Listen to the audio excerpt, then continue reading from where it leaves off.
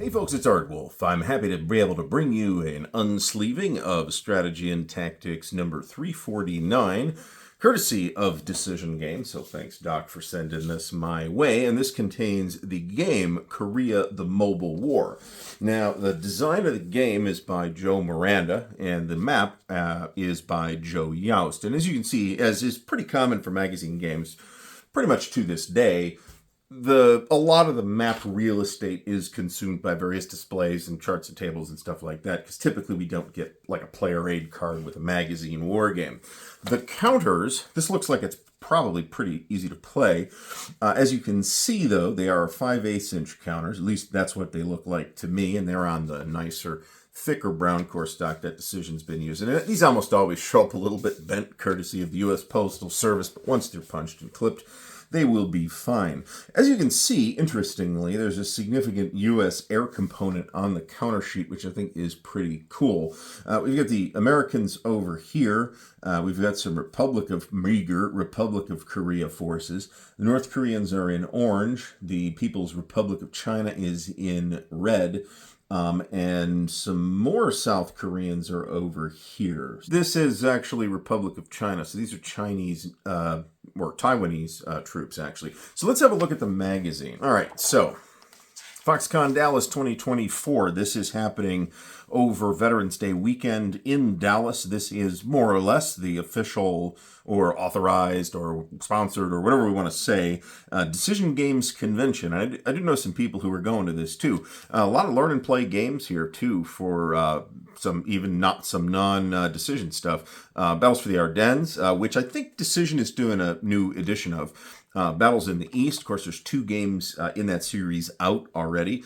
Campaigns in Europe, which you've seen some unboxings of the World of War magazine games that have come out recently. Deadly Northern Lights from Thin Red Line, that's super interesting. Fire in the Lake as well. High Frontier, IGD, I'm not sure what IGD means, but I've seen the game High Frontier. Of course, Gauss, Operation Typhoon Over the Rhine, which is the upcoming Gauss game, and Red Dragon Green Crescent, which I believe appeared originally in Modern War magazine, but will soon have a deluxe edition coming out from Decision. And it's a bunch of seminars as well. So Vernie Liebel, who's the author of probably some articles in this very issue, along with a whole bunch of other people, including Chris Perello. So that's pretty cool. Anyway, so Classic War Games available now. So I actually didn't know that you can buy a lot of 3W boxed games from Decision. I'm not sure what arrangement resulted in this availability, but here we go. Plus Excalibur, Metagaming, and even some oddball other stuff. So, and some Yaquinto stuff as well, including the original edition of Panzer. Anyway, so magazine. Korea: The Mobile War by Joe Miranda. I will devour this article because, like I said, I don't know that much about the Korean War, and I'm generally an idiot. So, divisions compared, this is very interesting, actually. Also, differentiating between the U.S. Army divisions and the Marines, which obviously they're organized a little bit differently. It's obvious to you if you're an American that reads a little bit about military history, particularly in the Pacific Theater of World War II, but there you go. MacArthur Strikes Back. That guy. This is him not hiding in the dugout anymore. Intervention and first and second phases. Okay, and of course this is the 38th parallel, which is kind of the dividing line. To this day, after actual fighting ceased. So here's the rules to the game, and it's probably 16 pages, because they almost always are, and they're glued into this like customer response / subscription card here. You can remove this relatively easily, just be careful about it. I rather like this method of inserting the thing in the magazine. I think this is less of a pain in the ass than getting out the staple puller and reinserting the staples after the fact. That I always hated doing that. So here's some more Korean stuff from Decision. Interesting. The Forgotten War Korea, which I've seen, but I've never played.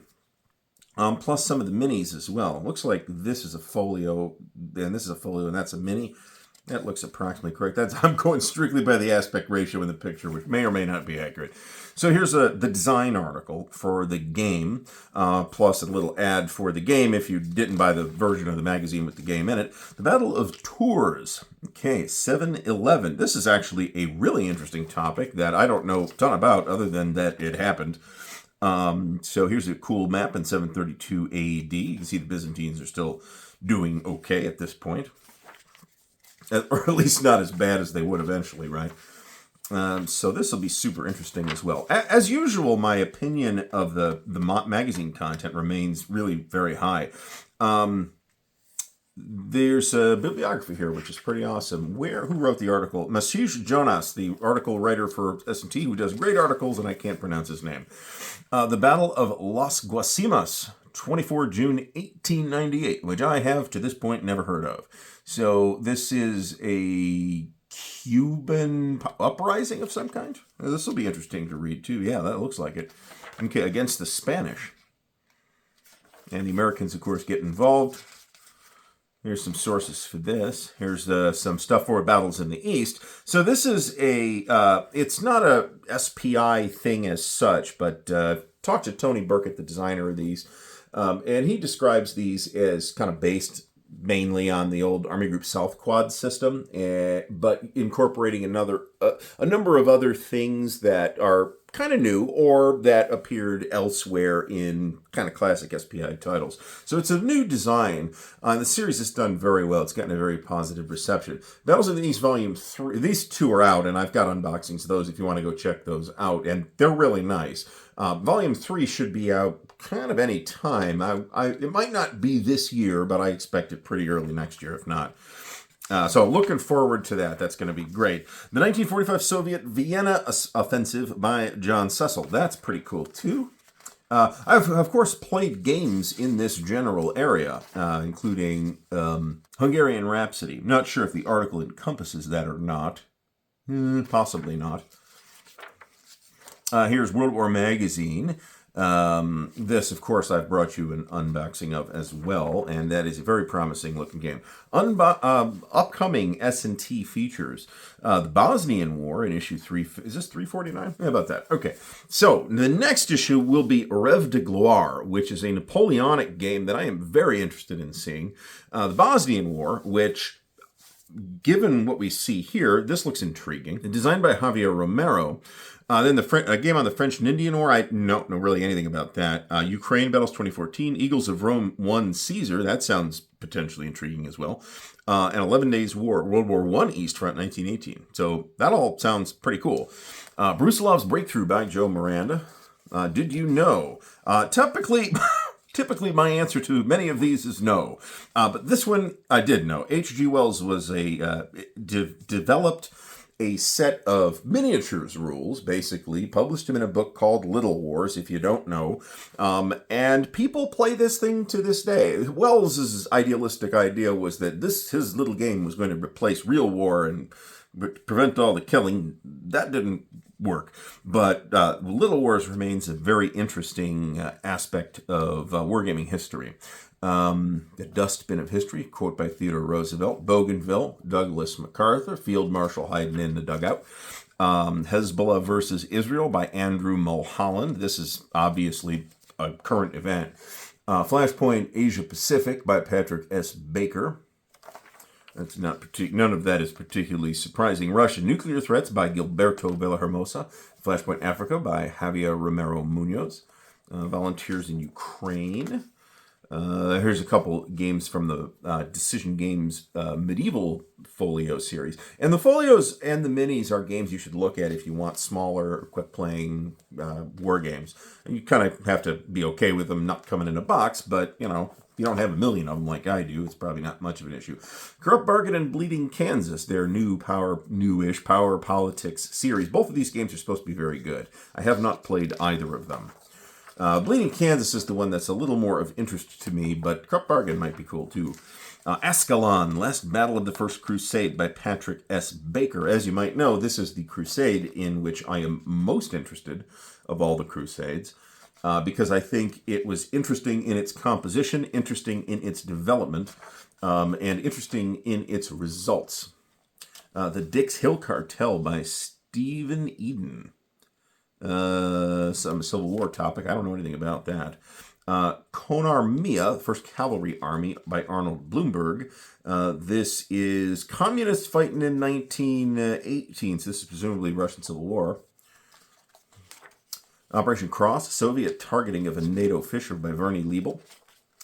Agincourt, Battle of the Scarred King, a media review by John D. Burt. The book is by Michael Livingston, so that might be interesting too. I don't have anything on Agincourt. I mean, I've got a game on Agincourt, but I don't have any books on Agincourt.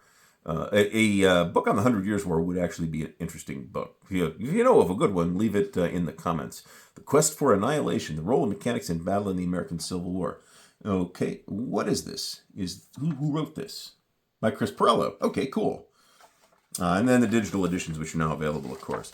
And if you don't want to deal with storage of the magazines, which is a frustration I can wholly sympathize with, then the digital editions might be a pretty good option to take a look at. I have no idea what the pricing is on them. So 100 issues ago, we saw Napoleon in Egypt.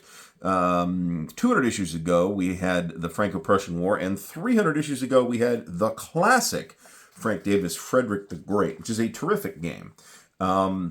Just such a clever minimalist design. I think I did a video on Freddy the Great, or did I never get that video done? Either of those two things is possible. There's the back issue stuff. This is an ad. So yeah, S&T issue, once again, number 349. So they're about to hit another anniversary issue. That'll be a fun little thing that we can all celebrate in wargaming, that S&T has been around for a really, really long time now, and I'm glad that it is. So, once again, thanks to Decision Games for sending this my way, and thank you for watching. Massive thanks to the patrons of Ardwulf's Lair, whose support and encouragement make what we do at Ardwulf's Lair possible. Thank you, patrons. Links to help support the channel are in the video description, so check out the Patreon, the Ko-Fi, and the merch store, where you can get snazzy Ardwulf's Lair t-shirts, drinking vessels, and other cool swag. There is also an affiliate link for Noble Knight Games in the video description. If you buy stuff through that affiliate link, it helps us support the channel with Noble Knight store credit. Thank you, Noble Knight. Until next time, thanks for watching, and happy gaming.